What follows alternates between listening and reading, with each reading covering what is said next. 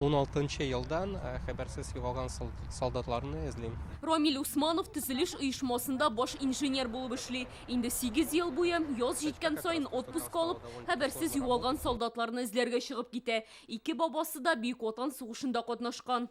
Иң уңышлы ел булды 22 елда Невский пятачокта. Без 7 солдатның останкаларны таптык. Без анда 2 медальоннарны таптык.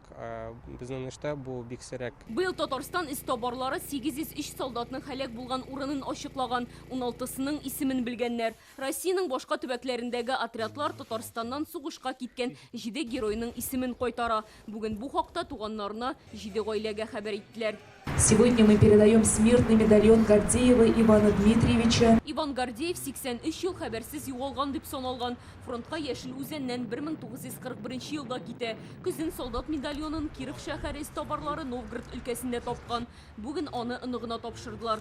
Бабуля, конечно, плакала, неделю плакала точно. Моны белгәч, әбием бер атна елады. Башта ышанмады. Хәзер гаиләбез белән тынычландык. Бу бит бабам турында иң кадерле истәлек. Бөек Ватан сугышы каһарманнарын бүген җиңү паркында искә алдылар. Татарстаннан фронтка чакырылган 700 мең кешенең бүген 100 меңнән артыгы хәбәрсез югалган булып кала. Без үзебез хөрмәт итәргә тиеш, истә тотырга тиеш шушы көнне. Һәм инде киләчәк буынга да тарихта истә тотырга дип аңлатырга тиеш. На данный момент тоже часто такое происходит. Вооруженные силы не могут признать погибшего до тех пор, пока не найдут его. Илдә махсус хәрби операция башлангач, бу тарихи датага яңа мәгънә өстәлде. Махсус хәрби операциядә аларны туганнары, хатыннары, әниләре, әтиләре, балалары көтә. Шуңа күрә бу инде датаның әһәмияте бүгенгә тагын да югары, тагын да бу актуаль. Неизвестного солдата чтить надо всегда.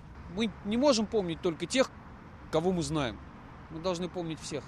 Бүген җиңү паркына митингка килгән һәркем мәңгелек ут янына чәчәк салды. Алия Сабирова, Рамзил Гарипов, Яңа Гасыр каналы.